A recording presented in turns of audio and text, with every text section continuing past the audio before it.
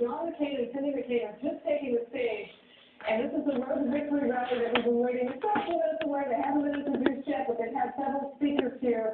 Earlier in the day, Barack Obama was also out campaigning. He was in Indianapolis, Indiana, at a local union hall there. He made some calls to volunteers, or made some calls rather, and talked with his volunteers, and now I understand he has just wrapped up a game of hoops, which is an election day tradition for him in Chicago, where he is right now, and then he and his wife and family will await results at Grant Park, and I know that they've got some preparations going on there as well, because that information has been coming up as well. Scene Center, it's a beautiful day. It's 71 degrees there right now, slightly breezy, so it should be a nice night in Chicago, Grant Park. But let's get you now to Frank and Martha, because it looks like John McCain and Cindy McCain, along with Joe Lieberman, as I'm looking here live, are getting ready to get things started, and Cindy McCain's going to kick it off. Frank and Martha? Yeah, they are, in fact, and as soon as John McCain takes the podium, we'll, of course, bring that to you live. John McCain still campaigning here at the 11th hour.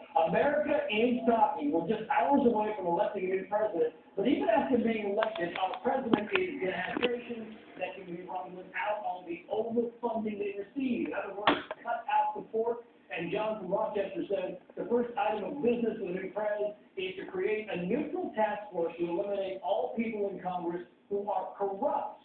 This alone will reduce our taxes, kick out the rotten apple, he says.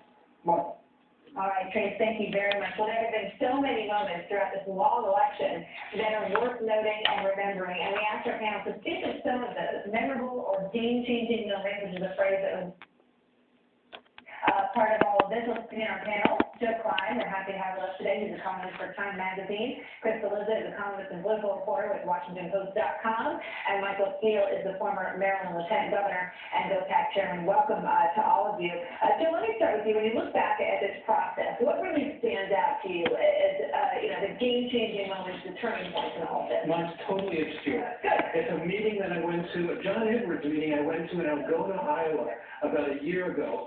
And I started interviewing people and asked them their preferences, and because it was Iowa, no one had any preference yet. And they said, but you know what's really impressive is that there's this Obama organizer here, this kid, who has been in town for 6 months, become part of the community. And as I traveled around, we saw more and more and more of those folks. And they are the people who are producing those long lines today. His name was Nate Hunt. And after the caucuses, the town fathers came to him and asked him to run for city council.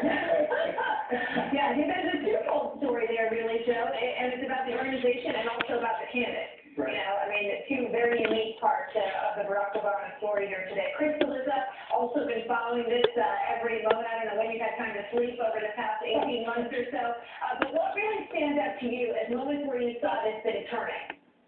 Well, Martha, I'm going to give you one, and I do think it was critically important, is in November 2007, I know that seems like about 3 decades ago today as you look back on it, but Barack Obama spoke at the Iowa State Democratic Party Jefferson-Jackson dinner, as did all the other